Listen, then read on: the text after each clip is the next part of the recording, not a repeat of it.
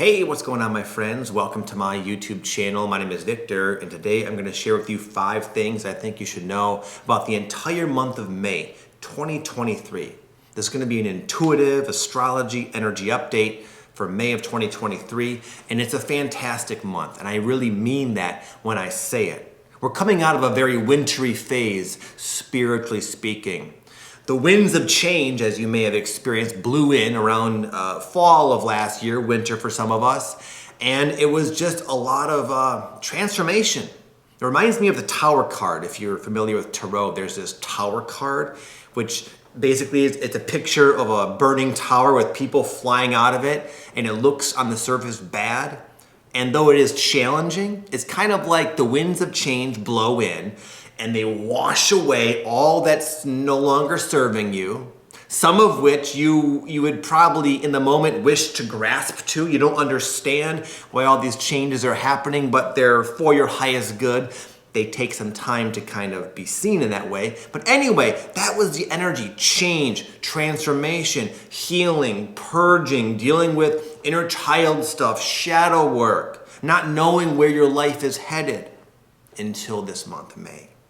The eclipse season finally came in, and all of a sudden, we're starting to kind of not only see where our life is heading and be a lot more excited and clear than we were before, but also it's as if the energy, even though it's still potent, it's kind of lightening up a little bit. It's not so difficult as it once was to be centered, to act, behave consciously. The triggers are still there for sure, but maybe feeling more, just less impactful, less influential. And it's a much easier energy to navigate. And all of that shadow work, that Tower card energy we've all been dealing with in our life in our own way is finally starting to culminate and manifest itself in this new chapter, this new beautiful, welcomed, amazing chapter of our life. And May is when that turning point is occurring. Number 1, hearing the call.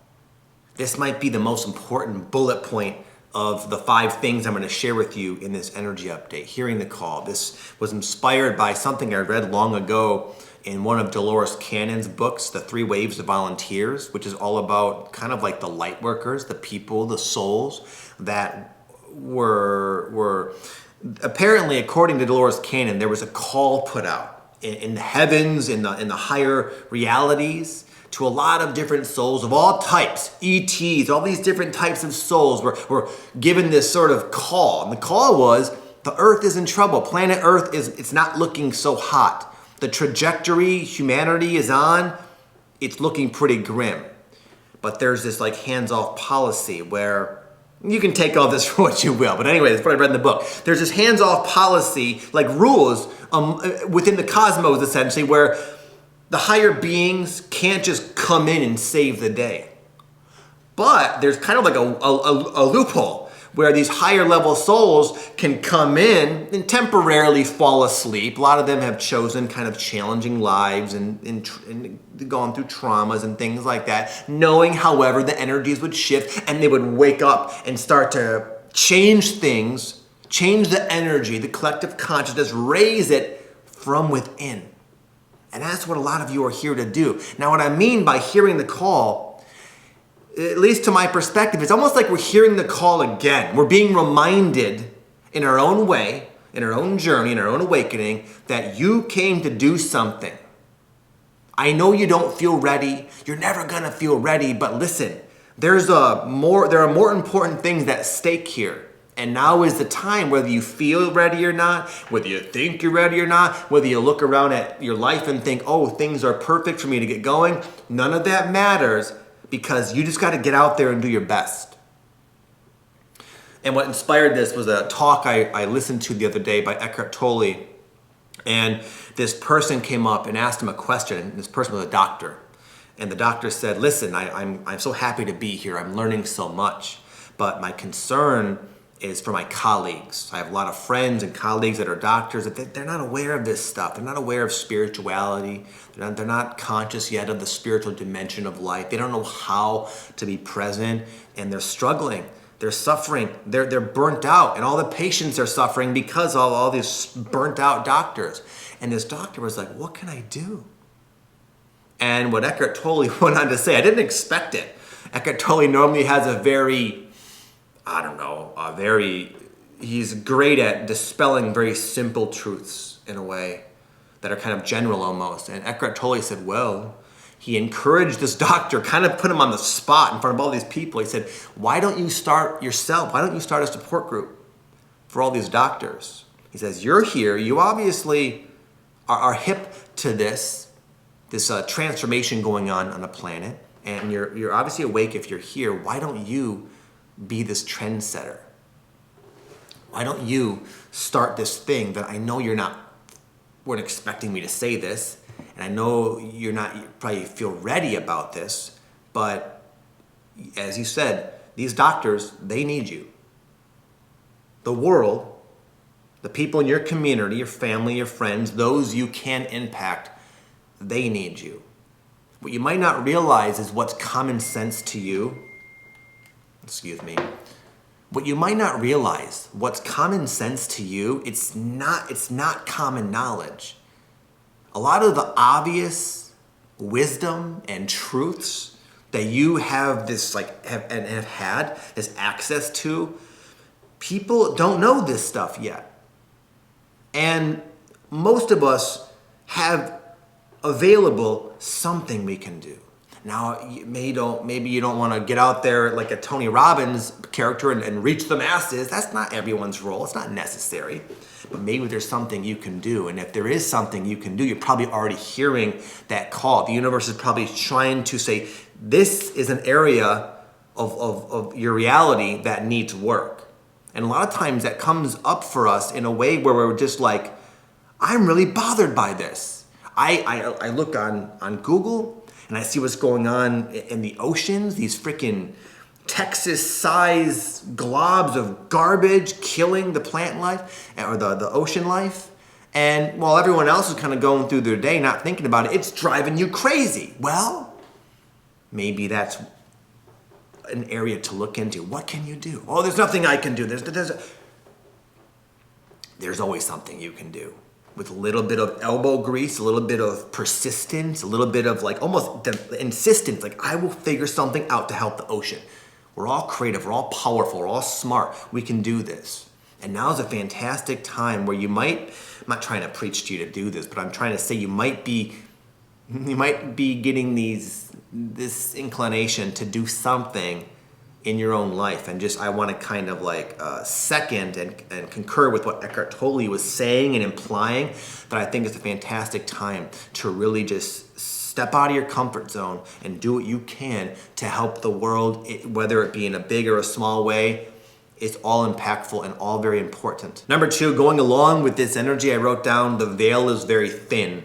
Meaning you might feel super psychic, super tapped in, especially when it comes to your perception and awareness of the other side, other overlaying dimensions of reality that are kind of here, but normally invisible to us. We can't hear it, we can't see it.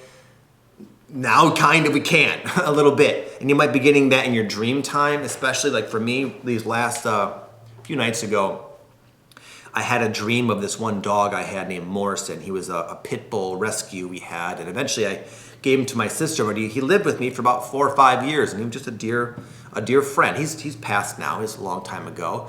And all of a sudden, Morrison was in my dream, and it was so clear. I remember waking up thinking, man, Morrison, I love that dog. I haven't thought of him in years. And it was just so, his energy, I woke up with almost like the presence of his essence still lingering in my field.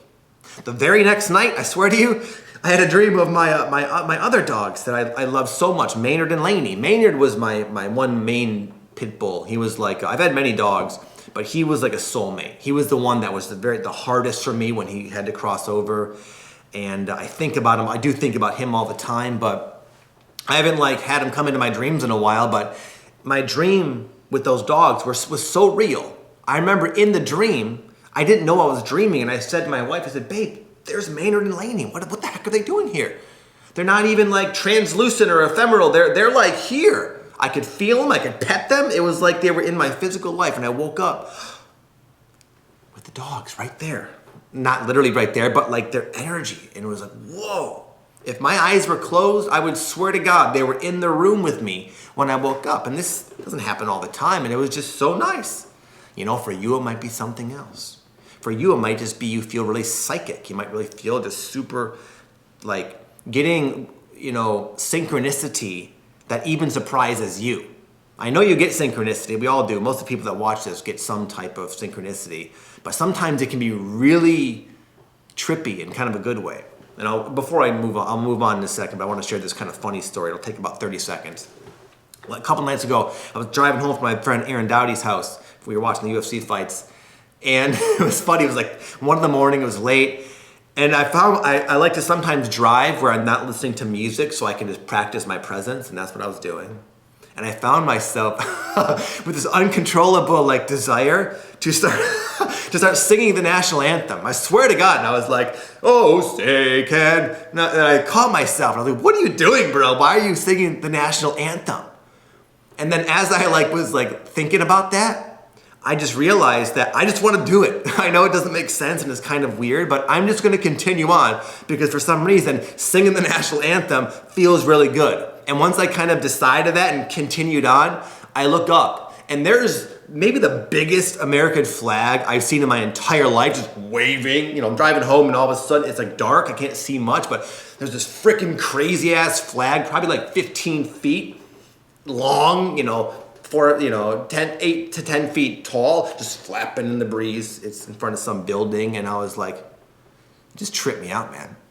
Anyway, these kind of things happen when we are really, close. I would say close or just hyper aware of the other side. Now, the same awareness can work in a very different way.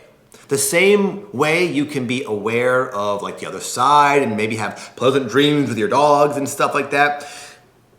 It can also make you aware of other typically, invisible aspects of yourself. It can make those visible as well.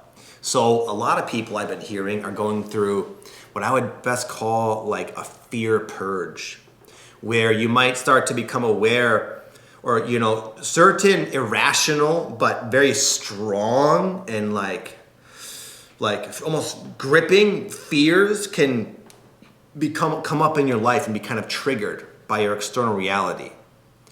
And in my experience, I've been working with these types of fears for several years now, I would say, and I've done a lot of work with them, different ayahuasca journeys and different meditations and things like that. I really looked into them because for me, they came on a few years ago just out of left field. Like all of a sudden, I became really, worrisome is not the right word, but afraid, fear, like terror, like panicky fear, like, whoa, something horrible feels like it's going to happen, even though I look around and it's completely safe. And for me, a lot of mine at least seem to stem from ancestral trauma, which is a real thing, by the way. Ancestral trauma is not just this woo-woo thing. Scientists right now can tell from a drop of blood if you have ancestors that were in the Holocaust, because that's, of course, a huge collective trauma. And they can tell by a drop of blood. It's stored in your DNA. It's in your nervous system. And when you go through a spiritual awakening, these dormant energies can start to be purged out of you. And it's fantastic. You're clearing for your ancestors.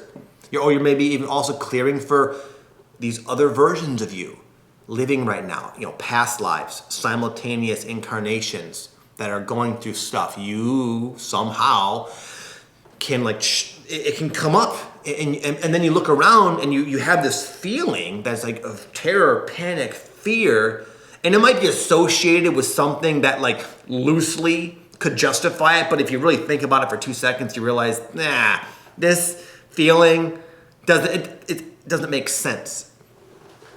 And what I've learned, for what it's worth, I've not yet found a way to just release it and clear it and let it go. And I've been free for 2 years, and here's what I did. Unfortunately, it's not like that. And I actually talked to a good friend of mine who's a medicine shaman. He just turned 50, and he's been drinking medicine pretty much his entire life, actually, and serving medicine for over 20 years. He's someone I respect considerably, and he's done a tremendous amount of work. He lives in such a high level of presence and integrity, and he was telling me, Vic, you find a way to get rid of all that fear. We were talking about this last time when I was in Costa Rica, and he's like, you let me know, because I have not found a way to get rid of it. It still comes up, and it's not easy. And we all have all this fear. Always for us will have some kind of mental construct, a belief that it kind of attaches itself to. Otherwise, it's just blind fear. So for you, you might, like for me, my fear was I'm going to lose a child. And it's like, we're safe, we're in a good neighborhood, there's no reason, they're getting older now, and they're smart, and they're self-sufficient quite a bit, and it makes no sense, but that fear is there. I was talking to another guy the other day, and he's had something similar with his girlfriend dying. The shaman I talked to, his greatest fear is him dying and leaving his dear wife, without him. And anyway, you might have like a thing you're really afraid of, but the way he explained it to me is that's just kind of a mental construct to almost like justify that fear energy. And the whole name of the game, it's not about getting rid of it. It's about understanding it, understanding the mechanics of fear, and seeing how it's affecting you in a very real, practical way. What is this fear energy stopping you from doing?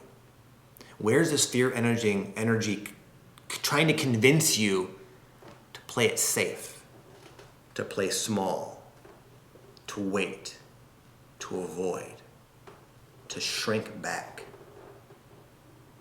And it's not scary to like stand your ground, but you can. You can. When you start to become awake to the areas of your life that fear is controlling and constricting and limiting you, that's all it takes to choose otherwise. Because that will, I had it, man, where that fear kind of backed me into such a corner where I started avoiding certain things. I started like, with my kids, I would like not let them go out with their friends, and I really became this like paranoid guy. Basically, every time my wife would leave the house with my kids, I would have a freaking panic attack. And it's like, and it got to a point where I was like, this fear is controlling my life, and it's also caused me to make really stupid decisions. My kids are getting sick of my paranoid parenting, but I don't have to do that. The fear is still there, but I think I kind of like. I don't let it consume me or control me. And I realize that no matter how afraid I get, I always have my logical faculties to kind of revert to. And I can make then sort of an adult, mature, intelligent decision of what to do. And I can trust that over this fear. So anyway, for me, that was a big breakthrough. It was very liberating to know that, it's okay, the fear's there. This shaman guy has it. 2, it doesn't have to control me, even though it can be strong at times. I always have the power to do what I know is smart to do, and it doesn't have to infect my life or your life ever again. Also, along with this, it's a fantastic time to explore your consciousness. You might already find yourself doing that. In fact, I got this book just yesterday.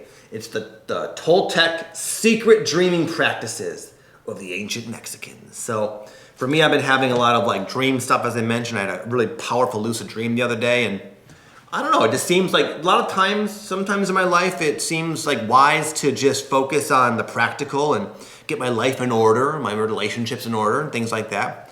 Not saying to neglect that, but there are times where it just seems really exciting and intriguing to explore my consciousness. How often can I lucid dream? Where can I go? How long can I stay in a lucid dream before I decide to fly and then wake up? Because I always do that, as an example. My buddy Aaron and Matt, they got these like guided meditations they're doing, created by like the CIA to help you astral project and things like that. And they're like all geeking out about it, and they're talking about it and doing it. They're listening to them every day and having some fun and success. So the veil is thin. All this ancestral and past life stuff's here. A third component to this type of energy is you get to explore your awareness, your consciousness, because you're able to probably do things in kind of a psychic-y type of way that maybe you weren't able to before. And it's kind of neat and kind of fun. I also think it's almost like the same way a little baby explores their body and their senses and their new world and kind of comes to terms with the way they function. So too, we are doing that now as we are awakening to our higher consciousness. And number 5, it's a fantastic time to work on yourself. And I think you might find it a little bit easier than normal. You may have found these last several months that you were getting your pain body, as Eckhart Tolle would say, or your wounds, etc., were getting pinged and triggered left and right, causing you to react. And maybe you weren't happy with the way you reacted. You know, for me, I found myself losing my temper more than I would like and then regretting it. I have friends who would kind of do the opposite. They would be, confronted and because they were triggered so heavily, they would shy away from confrontation and then regret it later because it's like, man, I didn't stand up for myself. So within relationships especially, you might have found it just really difficult to be like not triggered. And if it's not your spouse, is going to be your friend. If it's not your friend, it's something your coworker says. The world will find people to push your buttons, basically. And you may have found your buttons getting pushed constantly, and it was like overwhelming. And now the scene may be similar, where you're going through life, and it's not like you're having these perfect encounters with folks, and your buttons might be getting pushed, but not as much. And you're able to really pause more and then respond. And you get to kind of practice all that intense period of triggering, even though it's got a lot of challenges. It makes you feel like you're aggressing and it's just kind of frustrating sometimes. It's good because you learn a lot about yourself and you learn about what's there. And now we get to kind of work with what's there in a more reasonable way. And in parallel to that, you might also find yourself attracting different things that can even help you with that. For example, I found another book. I had a bunch of used books yesterday at this bookstore. And the book I got was by Thich Nhat Hanh called How to Fight, which Thich Nhat Hanh, for the record, is a spiritual teacher. And How to Fight, the title is kind of a joke. It's basically how to not react when you are confronted in a way that's negative or aggressive, how to respond consciously. This is a huge bookstore, by the way, and this little book just popped out at me somehow, and it was just so perfect. Exactly the type of stuff I'm wanting to learn based upon these last several months from a teacher whom I respect tremendously. Thich Nhat Hanh's amazing. If you don't know him, I recommend looking him up. He's a beautiful human being. And it's just So I'm getting to work with these buttons, getting pinged a little bit. I have my tools now in my tool belt, and it's a great time to do self-development. I'm even seeing it. My 13-year-old daughter the other day was telling me she's doing this 75-day challenge where she's got to work out twice a day, and she's got to read. She's reading self-development books, every day, and she's doing all this stuff just to make herself better, stronger, healthier, more, it's a good time to put energy into becoming the greatest version of yourself. And the combination of all of these things, I hope you can see how they really are merging together. The sensitivity of yourself, of reality, of your purpose, combined with the maybe welcomed motivation and incentive to work on yourself and to master your awareness, it's all coalescing with this perfect opportunity to make a difference in the world. It is important now. It's always been important, but it really is just about doing the best you can to make a difference. My mom, she's retired. A lot of people, they get bored when they retire. And I was wondering, what is she going to do? And she's so happy. She's happy because she found this organization in her community that helps parents who have children who are struggling with addiction. My mom, I was an addict, and she had to deal with that. It was very hard. I was a heroin addict. And it really affected my mom. And she's finding a sense of purpose, just going out a couple times a week to these like meetings at the local high school, and she's able to work with these parents and just help in a small way. And it's giving her this feeling of purpose. And that's just an example of the type of actions that are being asked of us. And I can tell you, man, when it was time for me to start doing these YouTube videos, I was so bad at them. I was so shy and just anxious. And even to this day, that a lot of times I make a video and I don't like it. I don't want to put it out. This funny example, the one I put out last Monday, I really was not happy with it. I woke up and I felt very like sleepy kind of still, and my mind was not functioning sharp like the way I like it to for a video. And I just thought, man, this is just not good. This is not my best video. But I know that those type of energy updates help a lot of people. And in spite of my inner critic and my emotional apprehensions and me feeling like this is just not good, it went up. And it was actually one of my better performing videos. It reached like 96,000 views, which is crazy. So a lot of time, it's all in our head anyways. this apprehension. So if you take one thing from this video, I really hope it's that if there's something you can do to better the whole, now is the time to do it. And I really hope that you can tap into your courage, which is all you need to do it. You don't need to be motivated. You don't need to be fearless. You don't need to heal all your wounds from mom and dad and the ancestors in your past life. All you need is courage, the willingness to do what you know in your heart needs to be done, regardless of whatever walls are standing in your way. Courage is always there, and I really invite you all to tap into your courage, because the world can use your light and your essence right now. And by the way, before I go, this actually is kind of relevant. Next Monday, my friends Aaron Dowdy and Matt Schaefer and I are running people through a free coaching program called the Conscious Business Accelerator. And what this is, it helps you build a foundation for a conscious business you want to start. So if you want to be a coach or a healer or a psychic or any type of business that's helping humanity, founded upon an inspiration, this is going to equip you to do it. Because it's going to work on your confidence. It's going to work on your leadership skills. It's going to work on all the emotional aspects of putting yourself out there that tend to cause people to not succeed, even if they know what to do. A lot of times they get in their own way to such an extent, it doesn't get done.